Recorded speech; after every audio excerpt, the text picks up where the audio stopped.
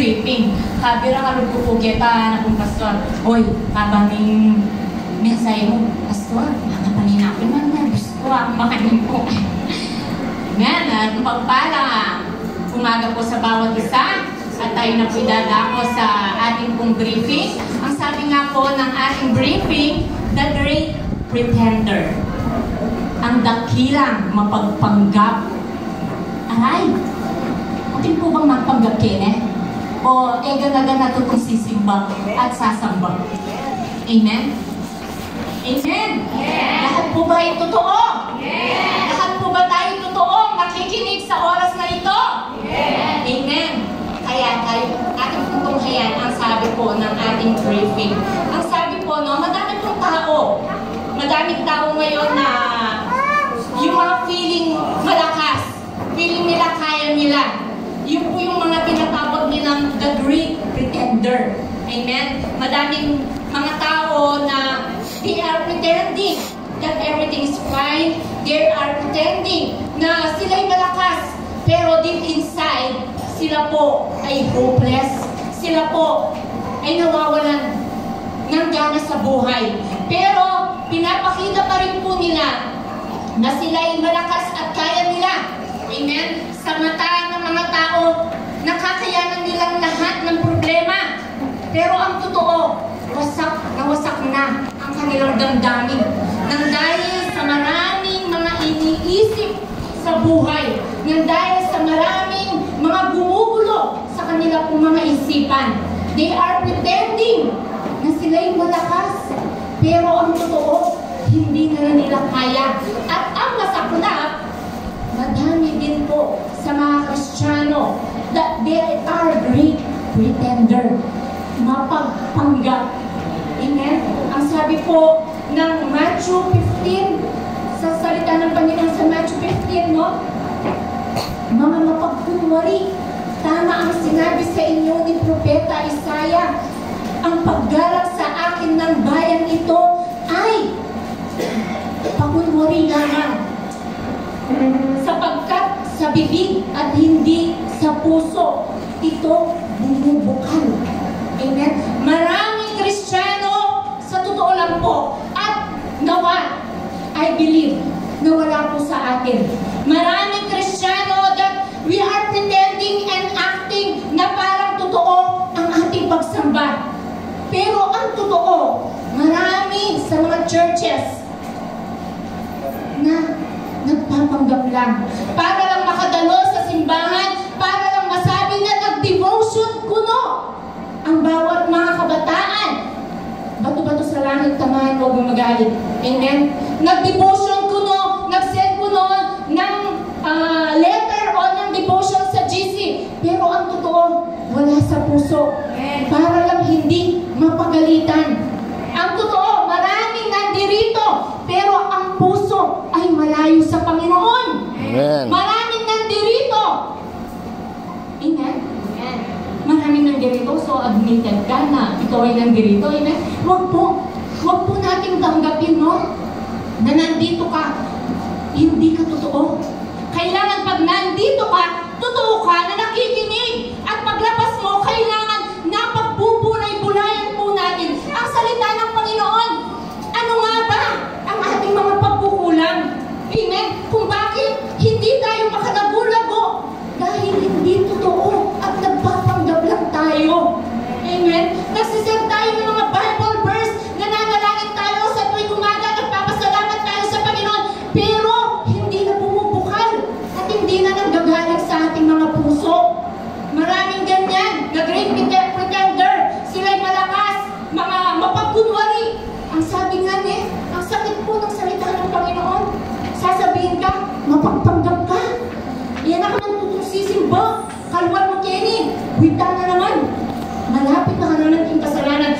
Yan ako mag-condemn. Pero hindi po yung totoong sasabihan nga pong Ginoo. Maraming tao ang sumisimba, ngunit paglabas, walang pagbabago. Sinasabi natin that our God is great. Amen? Pero tayo, hindi po natin nabibigyan ng halaga ang Panginoon. Hindi tayo nagiging faithful sa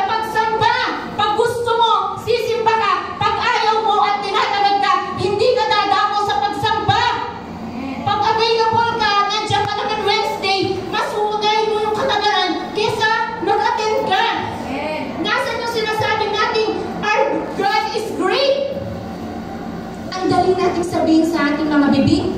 Amen? Ngunit, kahit lang po ang ating pagdako ng Sunday, napakabait po ng ating iglesia.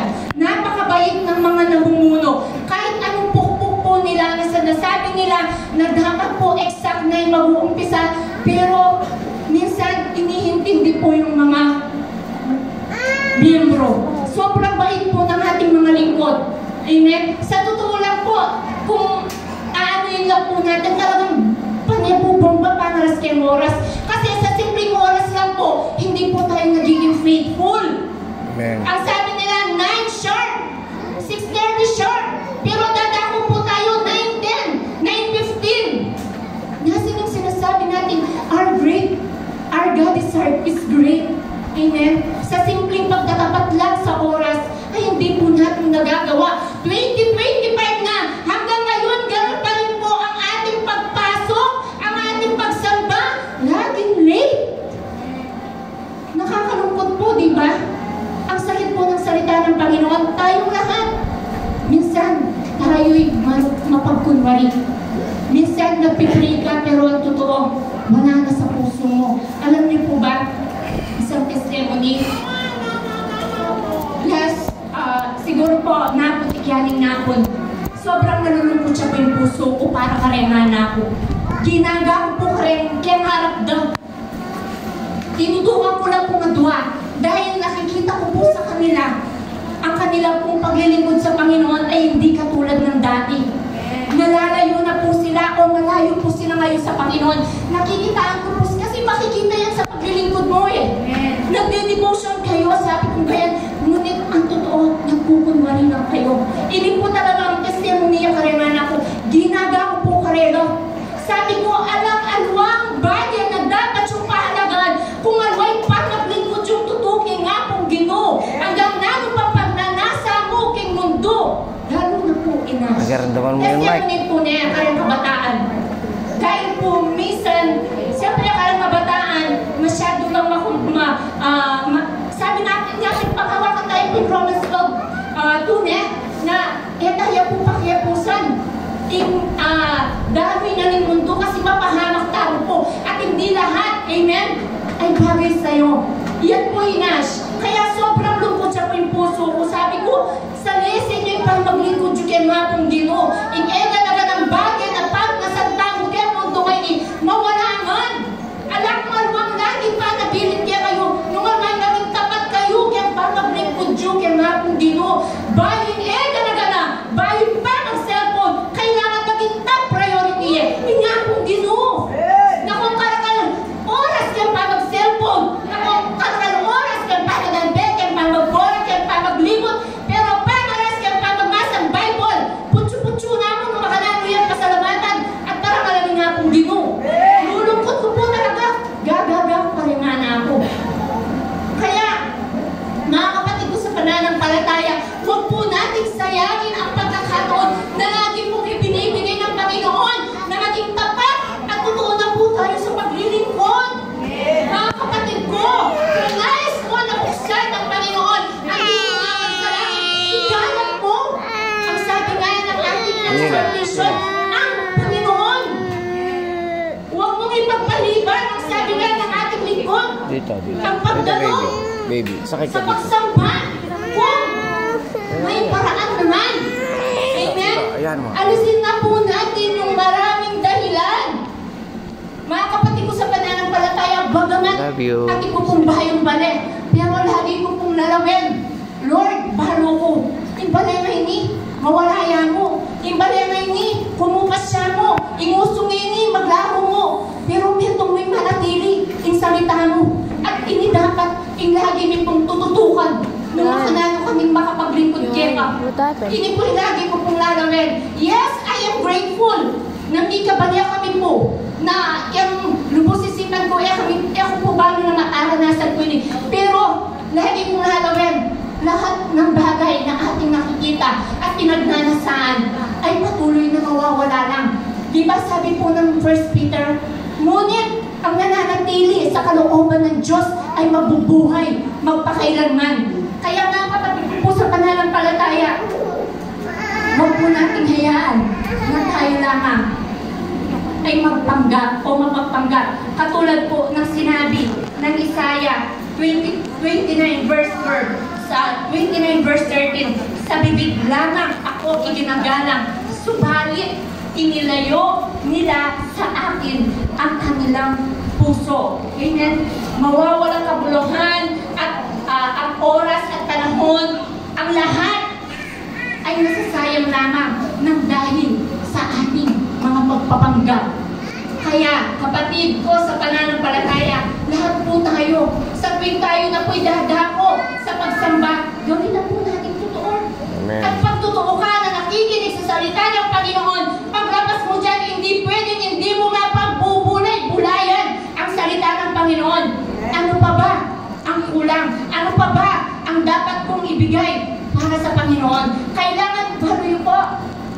At siyang nabiyay ko, lagi ko yung papagbulay-bulayan yung sarili ko. Minsan po talagang naisip ko, bisa na ako nito ng kemobro. Kasi kanya po talaga kay obra ako na minsan, kaya Bible study, bisa akong tuki, pero ala po, hindi po na-check kung minsan, kare pong anniversary pa kanya, o kare minsan, punta po kita, punta kini, tapos kaya gawain na nga, kini nga pong gino, minsan, maging, dahil niya po talaga yung obra ko. Kaya minsan, Lord, nagpasalamat ko po marakal, kasi ang gagawin scheduling Sunday, bibigyan niya pamurin pong Lord. Kaya sabi ko kang Pastora Leia, kaya next Saturday na naman po, ay kaya next Sunday po 2 times, isipan ko na naman po yung schedule ko, pero bahalo ko yung Lord. Amen?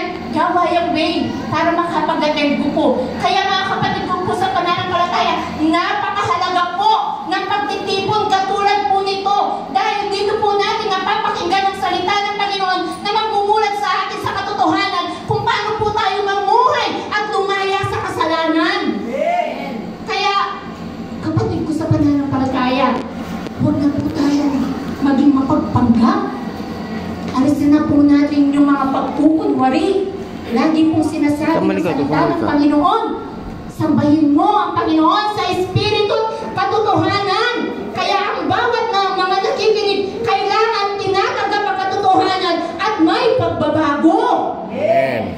Kailangan may pagbabago mga kapatid ko sa pananampalataya at may pagnanasa na tayo po'y makapaglingkod ng tapat at totoo sa ating pong Panginoon.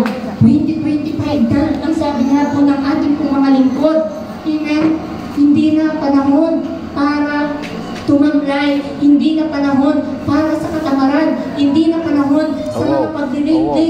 Kailangan panahon na kung paano po natin pagnasain ang paglilingkod na mas more pa sa Panginoon. Kung paano po tayo maging tapat at totoo sa Panginoon. Ang katotohanan at ang katotohanan ang siya pong magpapalaya sa bawat isa. At sama-sama po tayo na mabubuhay sa buhay na walang hanggan na ating pong pinagkakahabalahan kung bakit po tayo nagtitipon ng ganito. Sabi ko po at iniiwan ko lagi sa aking pong mga anak, ang buhay sa mundong ito ay hindi permanente.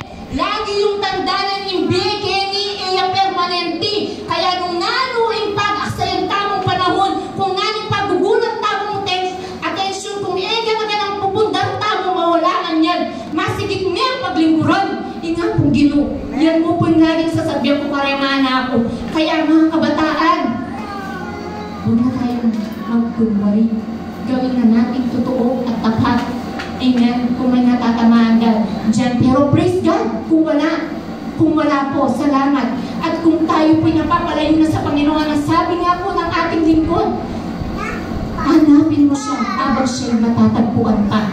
Amen. Ang sabi po ng Isaiah, nandiyan ang Panginoon, Diyos na mapagpatawad, Diyos na laging nakalahad ang kanyang kamay upang ikaw ay yakapin at patuloy na patawarin. Kaya kami, mga kapatid ko po, gawin na po natin tapat at totoo ang ating paglilingkod sa Panginoon. Kaya sa Diyos po ang lahat ng kapurihan.